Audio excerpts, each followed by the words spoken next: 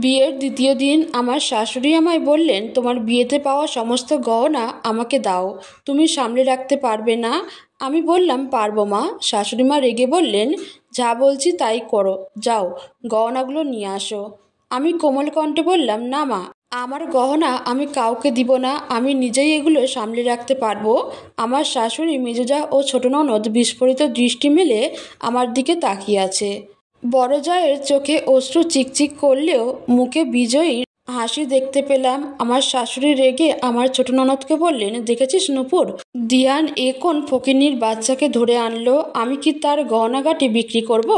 আমার কাছে রাখলে কি হবে? নূপুর বলল, বাদ দাও মা, ভাবি যেহেতু দিতে চাচ্ছে না, তোমার কাছে রাখার দরকার বা কি? আমার শাশুড়ি মা নূপুরের দিকে চোখ পাকিয়ে তাকালেন। বড় ভাবির বিয়েতে পাওয়া গহনা থেকে একজোড়া বালা তিনি তার বড় মেয়ে ফুলিকে দিয়ে দিয়েছেন। মেজ ভাবির ভাই পুলিশের এসআই হওয়ায় তিনি মেজ ভাবির থেকে গহনা চাওয়ার সাহস পাননি। আর আমার গহনা থেকে স্বর্ণের হার ও রূপোর নূপুর তিনি ছোট ননদকে দিতে চেয়েছিলেন। আমার কারণে তা সম্ভব হচ্ছে না, আর এতে নিজেই আমার ছোট ননদ ব্যাগরা দিচ্ছে। আপনারা ভাবছেন আমি আমার শাশুড়ির ভাবনা কোথা থেকে শুনলাম? আমার খালা শাশুড়ি আমায় জানিয়েছেন, তিনিও আগে এমন করতেন, বিদায় তার পুত্রবধূরা এখন আর তার তেমন দেখভাল করে না।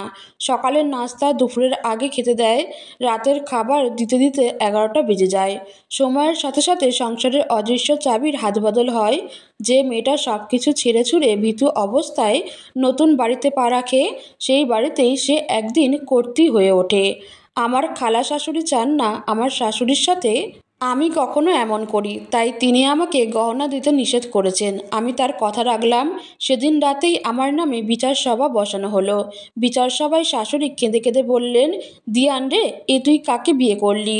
বিয়ে হতে না হতেই আমার মুখে মুখে তর্ক করে, কয়েকদিন পরে তো আমায় দেখবেই না। দিয়ান আমায় বলল, তন্নি, গহনাগুলো মাকে দিয়ে দাও, আমি তোমার পরে কিনে দিব। আমি দৃঢ়স্বরে উত্তর দিলাম, আমার গহনা যেহেতু আমার কাছেই থাকুক, তুমি বরং মাকে পরে কিনে দিও। আমার শাশুড়ির চক্ষু চড়ক গাছ। তিনি স্বপ্নেও ভাবেননি দিয়ান গহনা দিতে বললেও আমি গহনা দিব না। বড় ভাবি বললেন, গহনা নিয়ে এত নাটক করার দরকার নেই।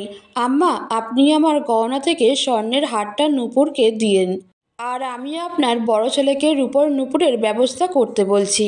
নূপুর ভীষণ অবাক হয়ে বলল, সে কি, আমি কেন তোমার গহনা নিতে যাব? অন্দরমহলের দ্বন্দ্বে প্রয়োজন ছাড়া নূপুর কখনো থাকে না, তাই অনেক কিছুই তার অজানা। বড় ভাবি বলল, কেন নেবে না? ফুলিকে যে মা আমার স্বর্ণের বালা দিয়েছে। সবার চোখে শাশুড়ি মায়ের দিকে ঘুরে গেল। হাটে হাড়ি ভাঙায় শাশুড়ি মা আমতা আমতা করছেন। মেজ ভাবি মুচকি হাসছেন। তিনিই শাশুড়ি মাকে আজকের বিচার সভার আয়োজন করার জন্য প্ররোচনা দিয়ে গিয়েছেন। তাকে খারাপ ভেবেছিলাম তখন, এখন বুঝতে পারলাম সত্যিই ভীষণ বুদ্ধিমান ও খুব ভালো মনের মানুষ।